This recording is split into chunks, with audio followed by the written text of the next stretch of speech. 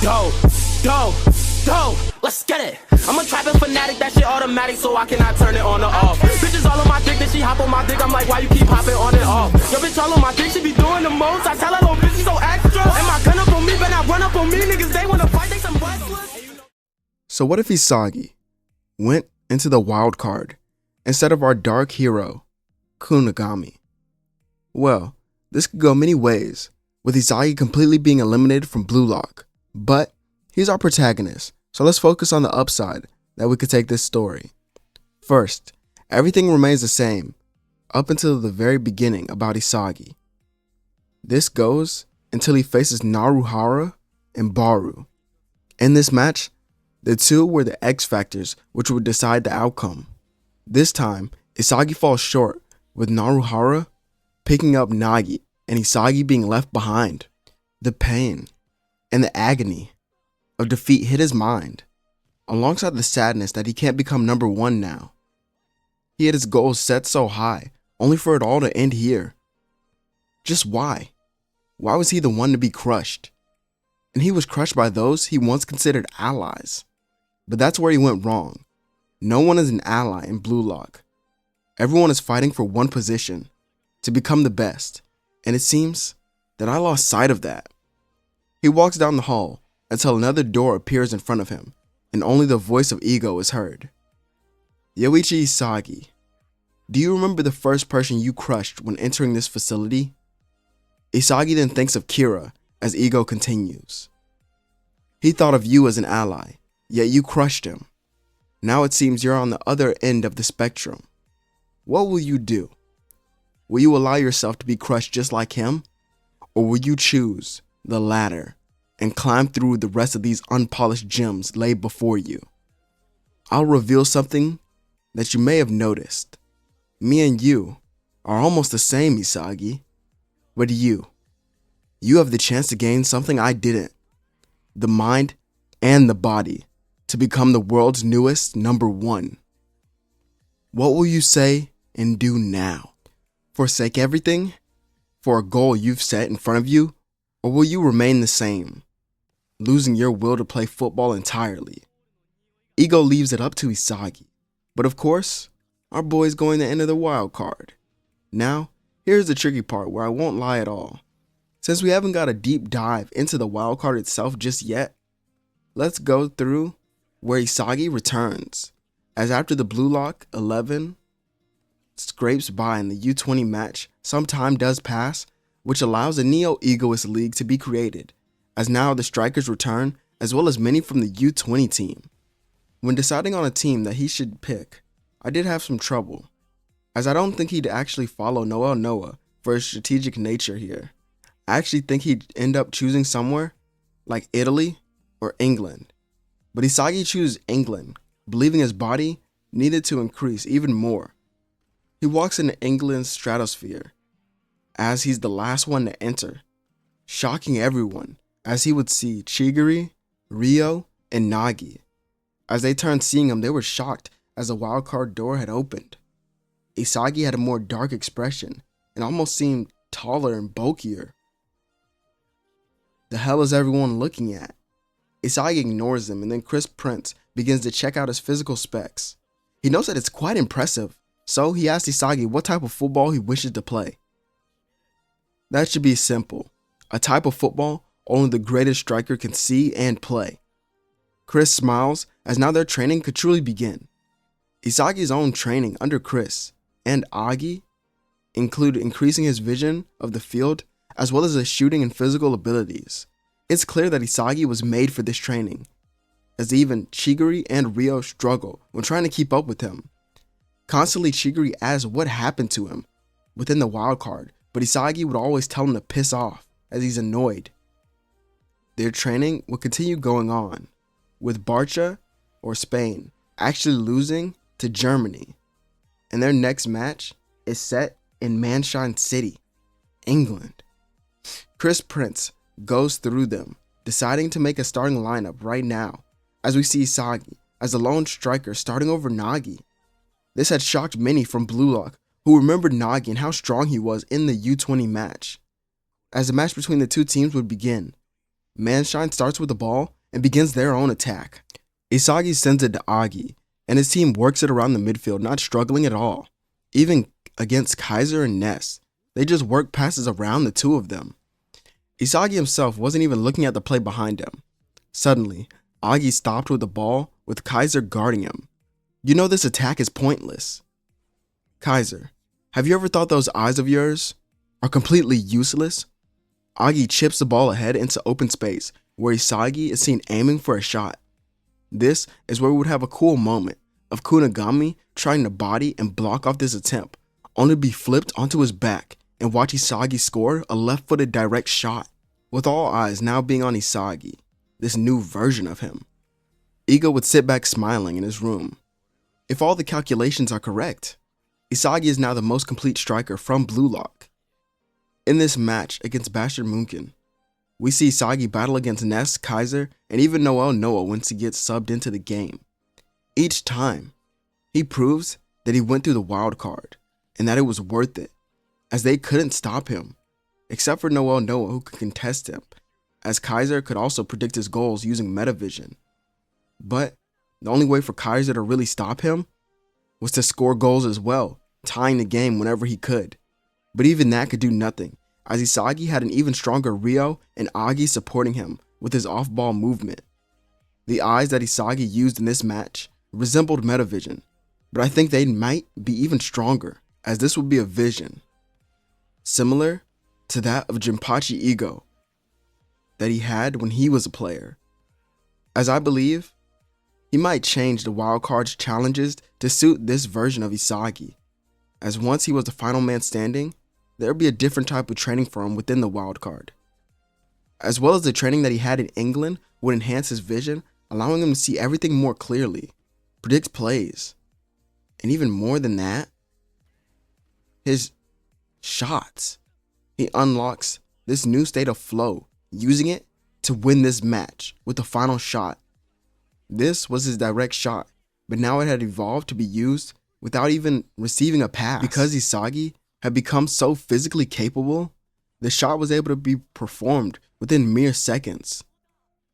With the final score of this game being 3-2, with Isagi's own hat trick that raised him above many players in Blue Lock, yet he knew what had to be done.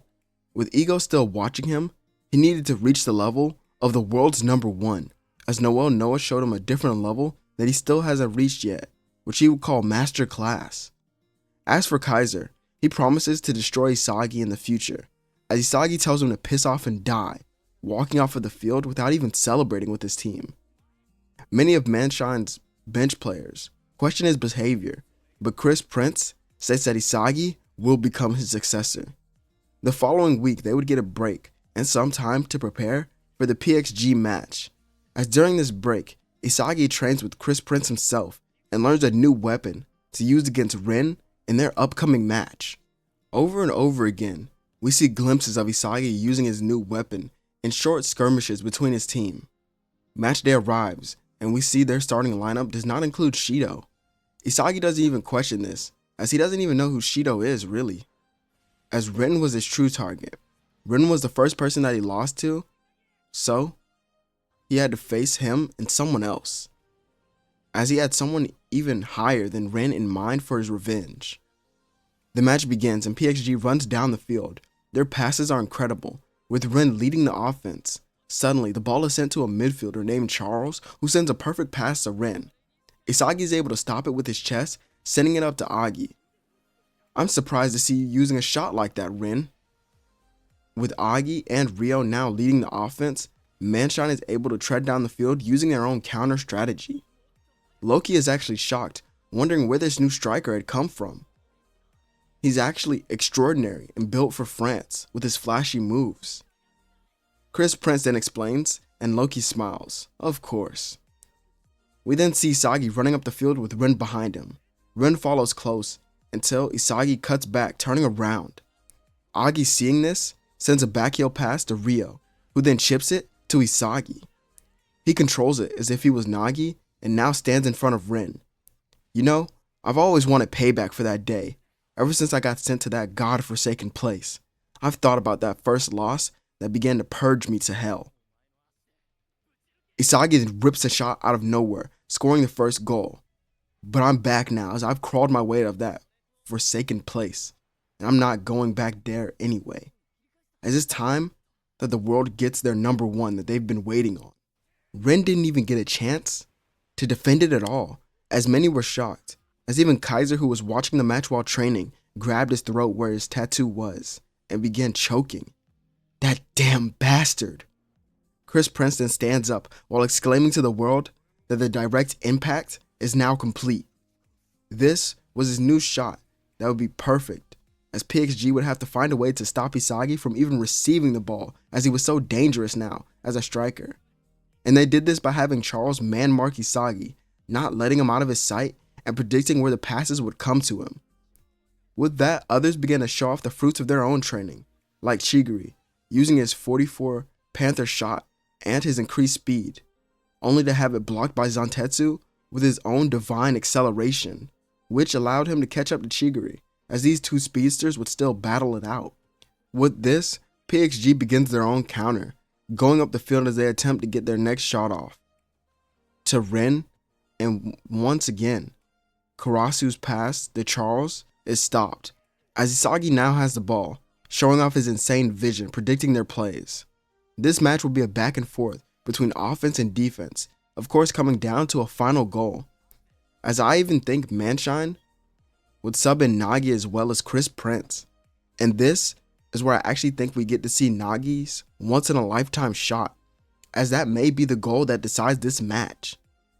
So, since we're following the story of Isagi, we'll have him win here, but just barely, thanks to Nagi, as after this match is when Isagi sets his sight on his true revenge, as he knows who they'll play in the future, Naruhara and Baru. Those are his true targets, the ones who forced him into the wild card. Isagi walks to Ryo, telling him that they will be training together, as we not only get glimpses into the training that the two have planned, but Ryo seemingly is always out of breath in every moment of their training, while Isagi seemed to be more ramped up than anything, knowing this match was coming up soon. With their short rest and training period now over, their final match was here. The Ubers wait on the field, greeting Isagi, as he's still number one on the board because of his goals, with Lorenzo making it known that he won't score here, but Isagi ignores him, allowing the match to begin, as right from the beginning, he unleashes the true training of the wild card, ripping through defenders with his strength and then stopping in front of Naruhara. There you are. I'll crush you like an insect. Isagi takes a deep breath and jukes Lorenzo before ripping through Naruhara with constant dribble moves and the remaining defenders. With this, it creates openings for the new duo. Isagi and Ryo would work together to get Isagi open, but Baru was close. He claims our egoists can't just shoot from this range, but Isagi would smirk, turning with the ball as he opens up, shocking everyone but Chris Prince, as he states he knew the Ubers would study him. So in their last match, the direct impact was just a cover-up for a new technique, the direct knuckleball. And with this first goal out of the way, Manshine makes sure that they go on to destroy the Ubers, not giving them a chance at all. Still, I think Baru could score at least one with the help of Lorenzo, but I don't think they'd get further than that, especially with Isagi and Ryo potentially tapping into the flow state together and syncing up. As for Lorenzo, I think Isagi would obliterate him here, even with the help of Aiku and other defenders. This Isagi is just much faster and smarter, which allows him to predict plays and become a complete strategist, almost like their master in a way. But with ego and the body of Noel Noah, this version of Isagi was a different beast, as when he left the wild card, he was now at an all-time high, and the Neo Egoist League is the perfect testing ground for the fruits of his labor. Winning this final match with another hat trick, he claims that the World Cup will soon be his as well. And this is where our story would end, as I hope you guys enjoyed it. This is more of a compact writing style, almost like an overview. So this way it stops me from doing so many parts, and that you guys could just finish the story in one go. I really hope you guys enjoyed it. And if you did, I'd really appreciate it if you comment, and if you're new, subscribe, as I post content like this all the time. This is Zero, and I'll catch you all on the next one.